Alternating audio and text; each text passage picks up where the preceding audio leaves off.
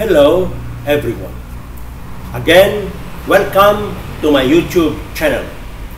This episode is the 43rd installment in my program, Social Problems. How is transformation possible? In our last 14 episodes, from the 29th to the 42nd installment, I dealt with the social problems besetting the Philippines and the world, starting from the misery of poverty, illiteracy, and unemployment to the depravities of drug abuse, prostitution, and juvenile delinquency, and to such heinous crimes of rape and murder. I ended up with a crisis in family and marriage relations in our day. In our ensuing episodes, I will continue to discuss the deplorable conditions brought about by shattered marriages and broken families. For this present installment, the title I choose to give is Today's Marriage. What a big joke. Marriage in our time seems to be getting tougher and tougher every day. We just have to consider how marriage annulments in the Philippines and our cases of divorce in other countries have been climbing over the past several years. There are a number of reasons for this. According to Rob Pascal and Lou Primavera, in their article, Marriage in Today's World, posted on November 25, 2015, in Psychology Today, which I retrieved from the psychologytoday.com. One of these reasons has to do with the adoption of the no-fault laws in the late 1960s. Briefly, these laws forwarded the argument that breaking up a marriage is acceptable, and the reasons for doing so are nobody's business. Accordingly, the authors further stated that these laws, in effect, gave husbands and wives greater freedom to act and decide whatever they choose. As a consequence, these laws, as a matter of fact, facilitated in removing the feeling of disgrace or humiliation or the negative stigma of divorce, thereby allowing separated husbands and wives to preserve or maintain their good standing in the community. Another reason they presented is the movement toward gender equality. With employment opportunities getting better and increasing, women this time have more control over their lives. Accordingly, they no longer need a husband for financial security. In fact, they can wait longer to get married and don't have to stay married if they don't want to. The authors proceeded to say that some people may not work as hard to fix marriage because they're better equipped to make it on their own. Regrettably, what makes today's marriages get tougher and tougher is the lamentable fact that it is being confounded with so many issues. Someone has asserted unequivocally that we people of today live in a super high-tech world society in which family breakdown is more the norm than the exception. In her article, The Trouble with Modern Marriage, Are we facing a crisis? Which I retrieved from beliefnet.com, Leslie White stated emphatically, divorce and illegitimacy are widespread. Tons of suggestions are being published on how to update the traditional family model. As a result of modern marriage dysfunction, young adults today are very confused about marriage, and she ended her statement by asking this question: can we blame them?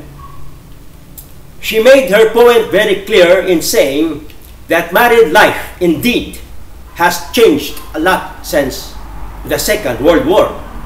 She asserted that until the mid-1940s, marriage certainly was considered a contract far more binding than what it is today.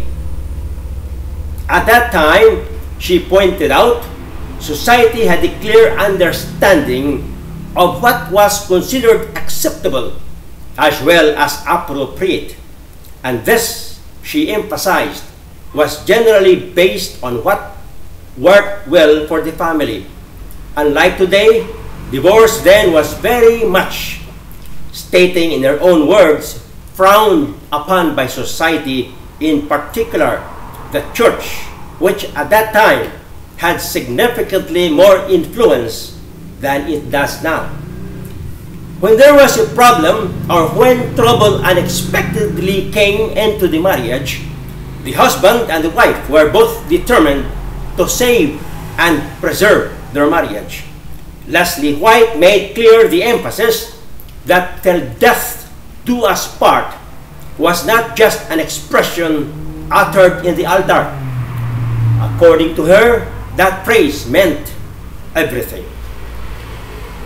In another article, the top 10 issues facing marriage and family today, published in Biblical Foundations, which I retrieved from biblicalfoundations.org, Andreas Krostenberger cited an interesting survey conducted by Lifeway researchers in which responses were solicited as to the top 10 issues facing today's marriage and family. The issues enumerated on the survey are materialism, financial pressures, lack of communication, balance of work and family, negative media influences, absent father figure, lack of discipline, viciousness, and anti-Christian culture, and divorce. Krostenberger, in presenting his view about the survey results, succinctly pointed out the superficiality of the responses to the issues in the survey, without denying the fact that these issues are no doubt very serious problems that families and marriages are facing nowadays. Nonetheless, in his view, all these, stating in his own words, are merely symptomatic of deeper issues.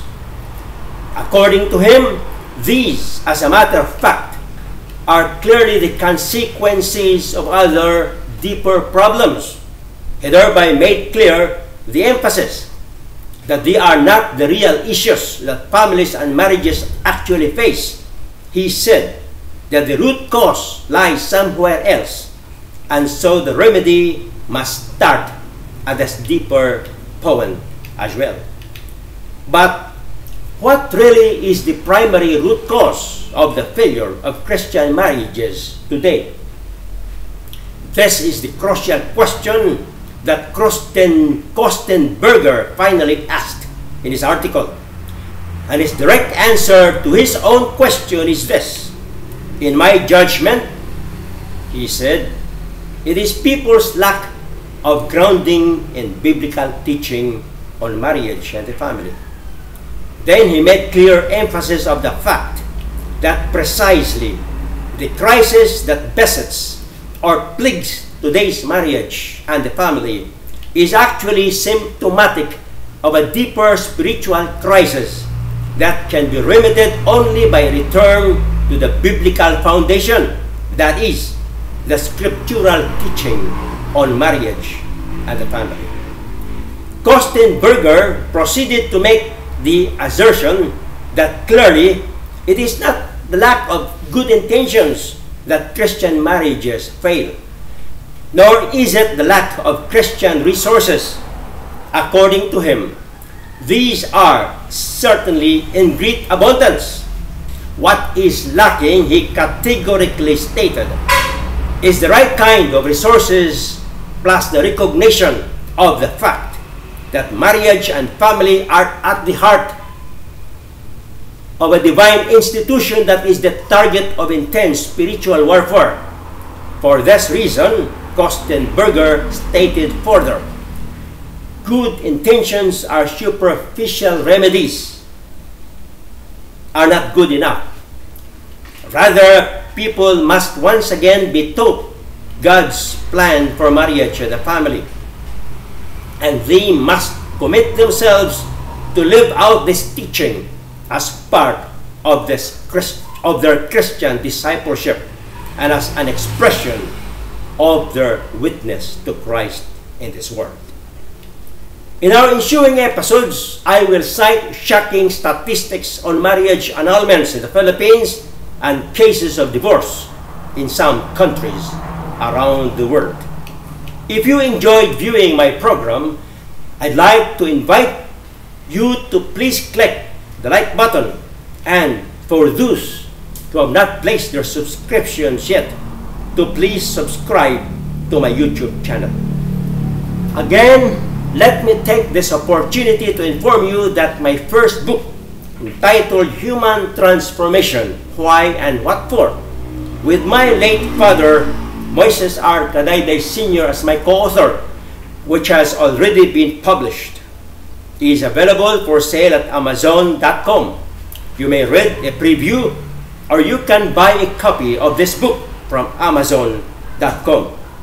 It would be very much appreciated if you can also write a critical review about it. Let me now close this 43rd episode with this inspiring message from the Bible. 1 Corinthians chapter 7 verses 2 to 5. It says, "But because of the temptation to sexual immorality, each man should have his own wife, and each woman her own husband. The husband should give to his wife her conjugal rights, and likewise the wife to her husband. For the wife does not have authority over her body, but the husband does. Likewise, the husband does not have authority over his own body, but the wife does. Do not deprive one another, except perhaps by agreement for a limited time. You may devote yourselves to prayer, but then come together again, so that Satan may not tempt you because of your lack of self-control."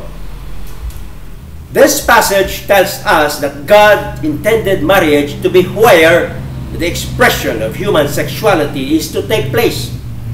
It is within this divine institution of marriage where sex is to have rational, relational, and spiritual benefits, as well as to serve in reducing the temptation and or tendency to engage in premarital sex or commit sexual sin.